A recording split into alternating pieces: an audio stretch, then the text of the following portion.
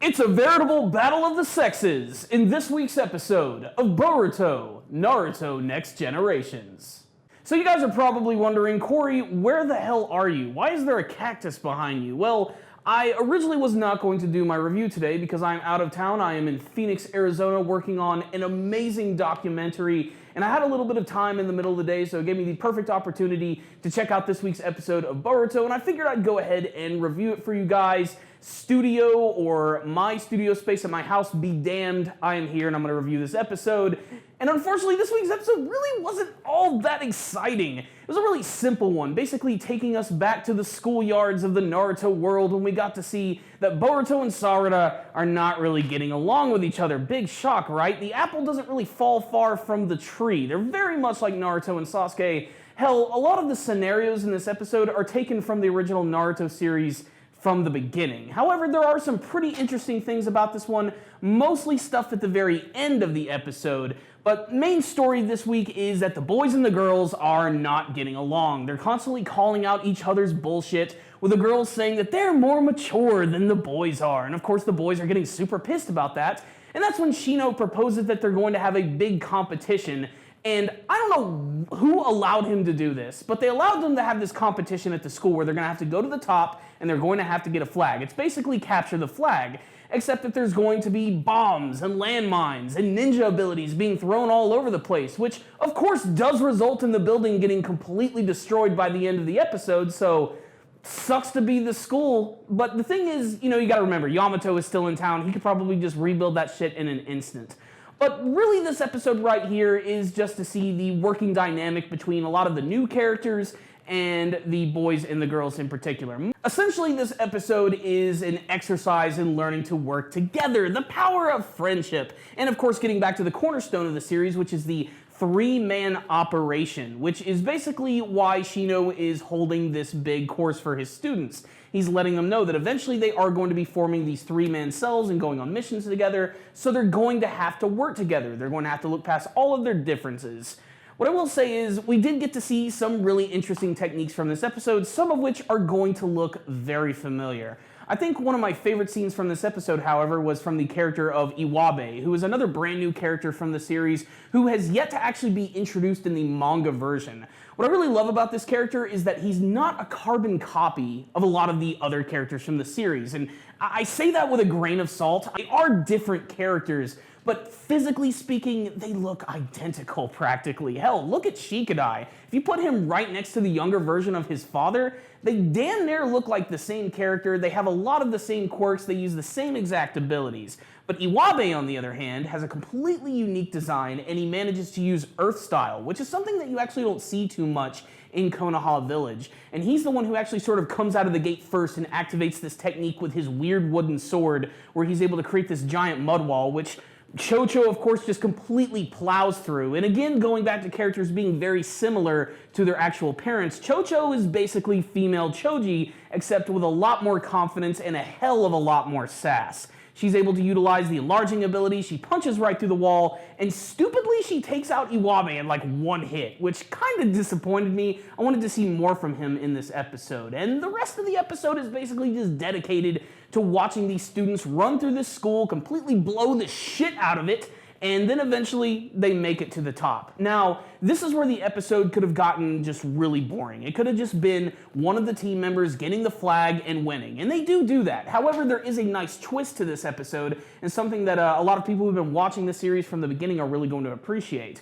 One of the biggest things about this episode is they introduce the concept of summoning to the students, which honestly, I'm even shocked that they're introducing this concept so early on, especially for Academy students, who basically are there just to learn the basics. Shuriken, shooting fire, doing all types of weird, crazy shit. Summoning is something that really high-level ninja are able to pull off, and Boruto tries to pull it off at the beginning of the episode. He completely fails, and all of the other students are trying to come up with all kinds of cool things that they would like to summon. And the boys, of course, are choosing all types of weird, gross things like bugs and snakes and spiders, and the girls just want a lot of fluffy, cute shit.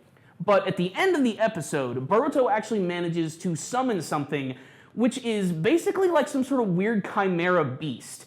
At first, they all think it's just some sort of weird, freaky snake, but if you actually pay attention, it's some sort of weird chimera monster that actually has a snake for a tail, And really avid viewers are going to notice that this is actually the same creature which has been popping up mysteriously throughout the beginning of the series. The one who's actually been taking control of people and infusing them with its dark chakra. And this brings up a lot of questions.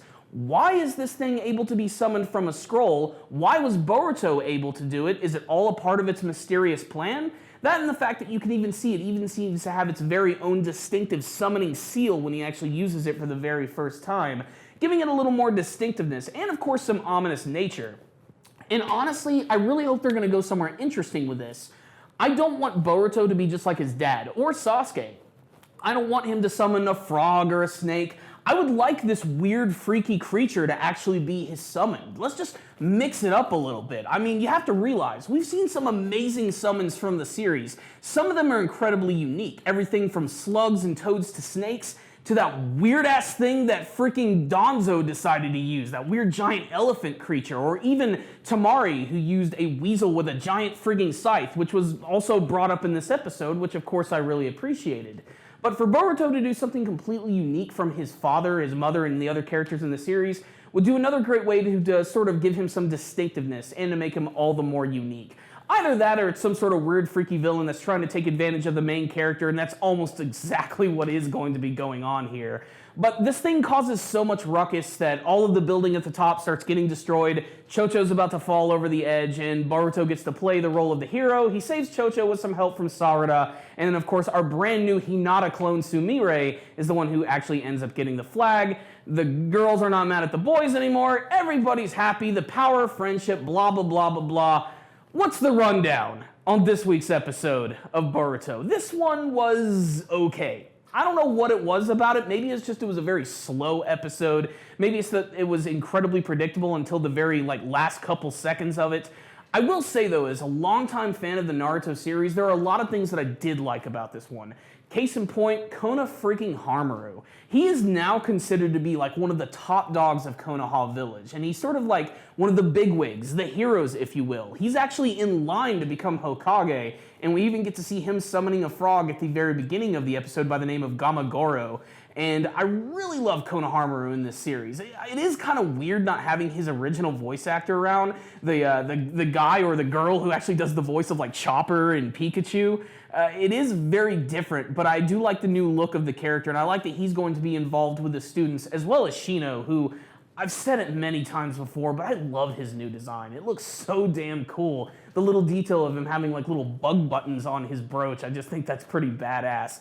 But he's not exactly a great teacher. He motivates his students in a lot of weird ways, but I have to say, it's fun seeing Shino not be such a drag all the time. A lot of the times, he just sort of hides in the shadows and comments about the fact that no one ever brings him up. But in this episode, he gets especially animated and does some stuff which is just pure anime, especially with all the ridiculous poses that he does. That and the fact that the production value is still pretty decent, but honestly, there's nothing in this episode that I think is going to blow away Naruto fans, at least stuff that we haven't seen before. It's all variations of a lot of the same techniques that we've seen in the series. It's just done with a brand new, fresh cast.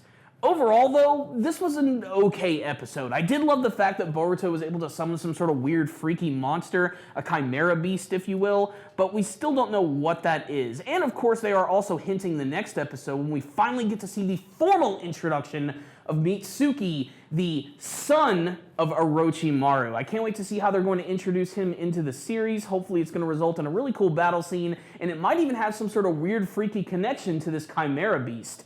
We're just going to have to wait and see. What I will say is, this was an alright one, but if you are a Boruto or a Naruto fan, I still recommend checking out the episode at least once. So, personally, I'm going to give this episode right here a 3 out of 5. An average, fun episode of the series, but like I said, one that all Naruto and Boruto fans should definitely check out. You heard my thoughts about this week's episode, but most importantly, I want to hear from you guys. Make sure to tell me what you thought about this week's episode of Boruto in the comment section below. And I'd love to hear your theories as to really what's going on with that weird summoned creature at the end. What are its motives? Why was it summoned from the scroll? Did it suddenly just appear when Naruto made that summon? Is that snake actually its tail? What do you want to see from the rest of the Boruto anime series? Thank you guys for watching this review. Make sure to subscribe to the channel for all things Boruto anime related. Make sure to leave me a comment. I'd love to have a great conversation with you guys about this week's episode. And of course, if you like this video, please give it a thumbs up. I will see you guys next time. And as always, stay dandy, baby.